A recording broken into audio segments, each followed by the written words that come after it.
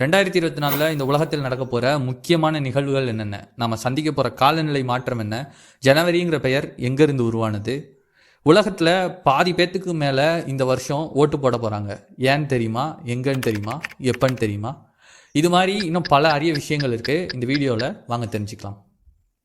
ஜனவரி அப்படிங்கிற பேர் ரோம கடவுளான ஜானஸ் அப்படிங்கிறதுலேருந்து வந்துச்சு. ப்ளஸ் காட் ஆஃப் டோர்ஸ், கதவுகளின் கடவுள் அப்படின்னு அழைக்கப்படுறாரு. இவருக்கு 2 முகம் இருக்குது. ஒன்று கடந்த காலம், ஒன்று எதிர்காலம். எப்படி டிசம்பரில் நம்ம கடந்த காலம் அத்தனையும் கணக்கில் வச்சுக்கிட்டு ஜனவரியில் எதிர்காலத்தை நோக்கி போகிறோமோ, அதுபோல் இந்த கடவுளின் 2 முகங்கள் கடந்த காலத்தையும் எதிர்காலத்தையும் பிரதிபலிக்குது அப்படின்னு சொல்கிறாங்க.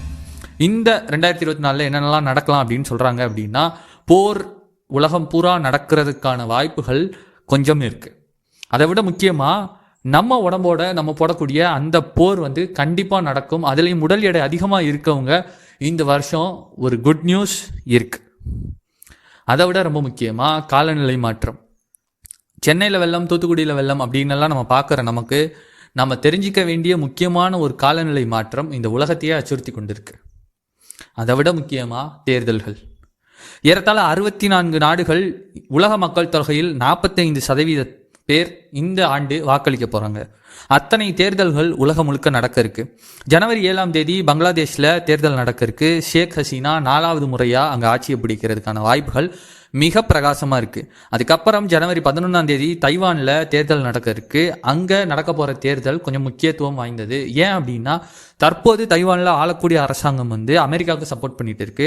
ஆப்போசிஷனில் இருக்க அரசாங்கம் சைனாவுக்கு சப்போர்ட் பண்ணிட்டு இருக்கு. தைவான் அந்த தெற்கு சீன கடல் பகுதிகளில் நிர்வகிக்கக்கூடிய அந்த ஏரியாவில் ஒரு முக்கியமான நாடாக கருதப்படுறதுனால இந்த போர், இந்த தேர்தல் சைனா அமெரிக்கா 2 நாடுகளாலையும் கூர்ந்து கவனிக்கப்படும். தைவான் மக்கள் யாருக்கு ஓட்டு போட போகிறாங்க அப்படிங்கிறத பார்க்கறதுக்காக. அதுக்கப்புறம் பாகிஸ்தான் இராணுவம் எந்த முடிவையும் மாற்றலை அப்படின்னா, ஜனநாயக முறைப்படி பிப்ரவரி 8ஆம் தேதி அங்கே தேர்தல் நடப்பதற்கான வாய்ப்புகள் இருக்குது. எதிர்க்கட்சி தலைவர் இம்ரான் ஜெயிலில் இருக்காரு. நவாஸ் ஷெரீப் வெளியே வந்திருக்காரு. அவர் தேர்தலில் நிற்க தடைகள் விதிக்கப்பட்டிருந்தாலும் பாகிஸ்தானில் அதுக்கு விதிவிலக்குகள் இருக்கலாம். அதனால் தேர்தல்கள் பாகிஸ்தானிலும் நடக்கும் வாய்ப்புகள் இருக்குது. அதுக்கப்புறமா மார்ச் 17 ரஷ்யாவில் தேர்தல்கள் நடக்க இருக்கு. ஆட்சி விளாடிமிர் புதினுக்கு தான் அப்படின்னு திண்ணமாக தெரிந்தாலும் அதுக்கப்புறம் அதுதான் அவருடைய கடைசி தேர்தலா, அதுக்கப்புறம் அவர் இருப்பாரா இருக்க மாட்டாரா தேர்தல் களத்தில் அப்படிங்கிறது ஒரு மிகப்பெரிய கேள்விக்குறி. ஆட்சி கட்டில். அதுக்கப்புறம் உலகின் மிகப்பெரிய ஜனநாயக நாடான இந்தியாவும் அதனுடைய தேர்தலை கோடை காலத்தில் அறுவடை செய்ய காத்திருக்கு. 3வது முறையாக வரலாறு காணாத ஒரு வெற்றியினை மோடி பதிவு செய்வாரா, இல்லை அவரது வியூகங்களை எதிர்க்கட்சியினர் தவிடுபடியாக்குவார்களா அப்படிங்கிற கேள்வி எழுந்திருக்கு.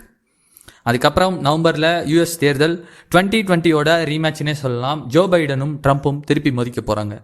இந்த மோதலில் நடக்கக்கூடிய இன்னொரு முக்கியமான விஷயம், இவங்க யாருக்கெல்லாம் இனி சப்போர்ட் பண்ணுவாங்க, யாருக்கெல்லாம் கொடுத்த சப்போர்ட்டை வாபஸ் வாங்க போகிறாங்க அப்படிங்கிறது தான். ஏன்னா இந்த தேர்தல் யாருக்கு முக்கியமாக இருக்கோ இல்லையோ, உக்ரைனுக்கு ரொம்ப ரொம்ப முக்கியமாக இருக்குது. அவங்க அந்த செய்திக்காக ரொம்பவே காத்திருக்க வேண்டிய சூழ்நிலை ஏற்படலாம். தேர்தல்கள் இந்த ஆண்டு முழுக்கவே நடக்க இருக்கு. அதே நேரத்தில் 2023 மோதல்களும் ரொம்ப அதிகமாகவே நடந்திருக்கு.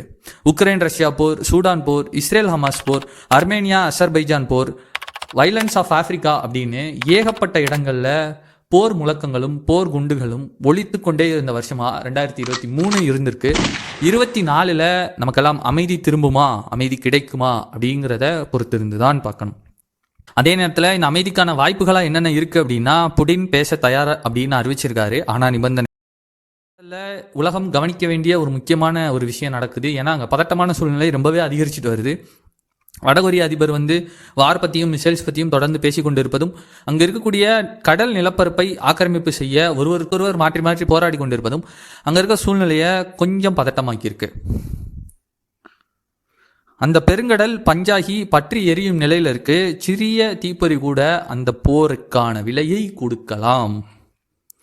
அந்த போருக்கான விலையை அந்தந்த நாடுகள் மட்டும்தான் கொடுக்கும் அப்படின்னு நினச்சா கிடையாது. உலகத்தில் ஒரு போர் ஏற்பட்டால் அது உலகம் மொத்தத்தையும் பாதிக்கும். அதே 2 போர் வந்தால் உலகத்தின் நிலை மிகவும் சிக்கலாக இருக்கும். ஏன் அப்படின்னா, ஒரு போர் நடக்குது அப்படின்னா கடல் வாணிபம் பெரிதும் தடைபெற்றும். கடல் வாணிபம் தடைப்படும் போது அங்கே இருக்கக்கூடிய ஒவ்வொரு நாட்டின் துறைமுகங்களின் விலையும் ஏறுமுகமாகும். துறைமுகங்களே விலை ஏறுமுகமாகுது அப்படின்னா மக்களுடைய வாழ்வாதாரம் ரொம்ப ரொம்ப கேள்விக்குறியாயிரும்.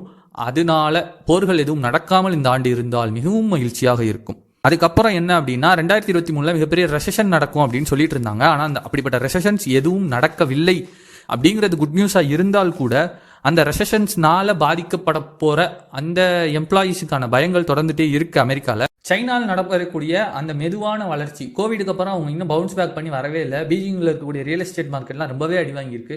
அவங்க 2023 மீண்டு வந்துருவாங்க அப்படின்னு நினச்சா கூட அவங்களால அதை பண்ண முடியல. அதனால இந்த வருஷம் அவங்களால மீண்டு வர முடியுமா, திருப்பி எந்திரிச்சு வந்துடுவாங்களா அப்படிங்கிறது ஒரு மிகப்பெரிய கேள்விக்குறியாக தான் இருக்குது. அவங்க வரணும், வந்தால் தான் குளோபல் மார்க்கெட் இன்னும் கொஞ்சமே ஸ்ட்ராங்காக இருக்கும். உலகின் மிகப்பெரிய குளோபல் மார்க்கெட்ஸான சைனாவும் யூஎஸும் இந்த ஆண்டு கொஞ்சம் மந்தமாக தான் இருக்கும். அப்போ எந்த நாடுகள் ரொம்ப பிரைட்டாக இருக்கும் அப்படின்னா இந்தியா, பிரேசில், இந்த 2 நாடுகளிலும் வர்த்தகம் தலை தோங்கி இருக்கும், ரொம்ப மேலாக இருக்கும். அனைத்து உலகத்தின் முன்னணி நிறுவனங்களும் இந்த 2 நாடுகளை தான் இந்த ஆண்டு குறிவைப்பாங்க.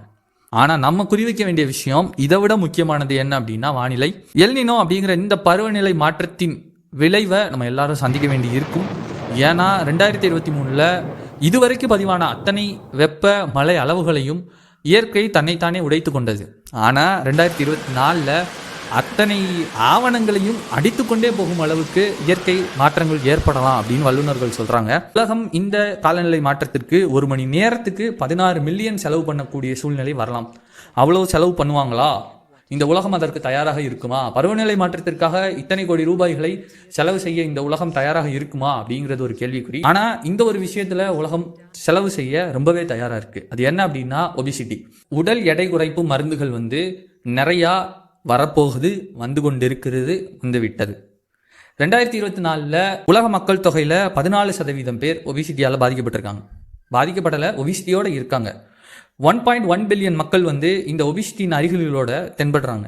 இவங்க எல்லாருமே எக்ஸசைஸ், டயட் இதெல்லாம் செஞ்சு பார்த்து முயற்சி பண்ணாங்களா, பண்ணலையாங்கிற கேள்வியை தாண்டி அதற்கான டிசிப்ளினை கடைபிடிக்கும் நபர்கள் பாதிக்கு மேல் இல்லை என்பது நிதர்சனமான உண்மை. அப்படிங்கிறதுனால நோவா நார்டிஸ்க், லில்லி இது போன்ற நிறுவனங்கள் இந்த உடல் எடை குறைப்பு மருந்துகளை விற்பதில் ரொம்ப மும்முரமாக இருக்காங்க. அந்த மார்க்கெட்டில் இவங்க தான் ஜெயன்ஸாக இருக்காங்க. இவங்க இந்த வருஷம் 2024 யாருக்கான வருஷமாக இருக்க போகுது அப்படின்னா செயற்கை நுண்ணறிவுக்கான வருஷமாக தான் இருக்க போகுது. ஏன் அப்படின்னா நம்ம ChatGPT அப்படின்னு ஒன்று 2023 பார்த்தோம். அதோட அட்வான்ஸ் வெர்ஷனாக பல புதிய செயற்கை நுண்ணறிவு வசதிகளோட கூட GPT-5 அப்படிங்கிறது லான்ச் ஆக போகுது. ஜெமினை அப்படிங்கிறத கூகுள் ChatGPTக்கு போட்டியாக லான்ச் பண்ண போகிற ஆண்டும் இந்த வருஷம்தான். அதே நேரத்தில் இந்த செயற்கை நுண்ணறிவுகளுக்கான வழிமுறைகளும் வழிகாட்டுதல்களும் உலகத்தின் பல்வேறு நாடுகளிலிருந்தும் இந்த ஆண்டு நடைமுறைக்கு வர இருக்கு. இந்த செயற்கை நுண்ணறிவுனால உலகமே மாறி இருக்கு, உலகம் இயங்குற முறை மாறி இருக்கு, உலகத்தில் இருக்கக்கூடிய பலரின் வேலை வாய்ப்புகள் பறிபோகும் அபாயமும் ஏற்பட்டிருக்கு. இந்த செயற்கை நுண்ணறிவோட தாக்கம் எது வரைக்கும் இருக்கு அப்படின்னா உலகத்தில் இருக்கக்கூடிய ரியல் எஸ்டேட் அலுவலகங்களில் பல இடங்கள் குறிப்பாக 35% இடங்கள் 2025 காலாவதியாக இருக்கக்கூடிய வாய்ப்பு இருக்கு. அதாவது office, rented office, office for lease இது எல்லாமே மாறி செயற்கை நுண்ணறிவு தொழில்நுட்பம் நம் வாழ்க்கையில் அன்றாடமாக போகுது. செயற்கை நுண்ணறிவு இனி அதுதான் புதிய இயற்கையாக நம்ம வாழ்க்கையில் இருக்க போகுது. 2024 உலகத்தில் 1/3 இடங்கள் வர்த்தக அலுவலகங்கள் மூடப்பட்டு அவர்கள் வீட்டுக்கு போய் வேலை பார்க்குற சூழ்நிலையும் ஏற்படலாம். இல்லை வேலைக்கு அவர்கள் தேவைப்படாமையே போகக்கூடிய சூழ்நிலையெல்லாம் எதிர்காலங்களில் இருக்குது. அப்படிங்கிறதா இந்த 2024 தொழில்நுட்ப வளர்ச்சி நமக்கு எல்லாம் காட்ட இருக்கு. இந்த செயற்கை நுண்ணறிவு வளர்ச்சியால் அலுவலகங்கள் காலியாக போகிறது உறுதியாக தெரியுது. அதே நேரத்தில் அகண்ட பால்வெளியில் கூட்டம் நிரம்பி வழிய போகுது. 1970க்கு அப்புறமா நாசா இந்த வருஷம் நவம்பரில் 3 ஆண்கள் மற்றும் 1 பெண்கள் கொண்ட அப்போலோ குழுவை நிலவில் கால் பதிக்க அனுப்ப போகிறாங்க.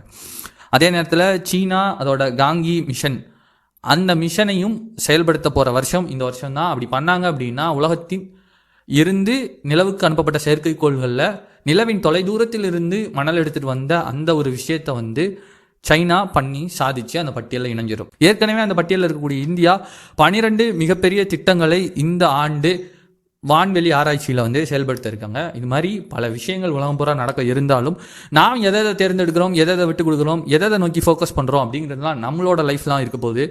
இன்னும் இந்த உலகத்தில் இந்த வருஷம் என்னென்னலாம் நீங்கள் எக்ஸ்பெக்ட் பண்ணுறீங்க அப்படிங்கிறத மறக்காமல் கமெண்ட்டில் சொல்லுங்கள். இது மாதிரி பல சுவாரஸ்யமான தகவல்களை தெரிஞ்சுக்கிறதுக்கு மறக்காமல் பார்த்துபடி சேனலை சப்ஸ்கிரைப் பண்ணுங்கள். நன்றி. Happy new year.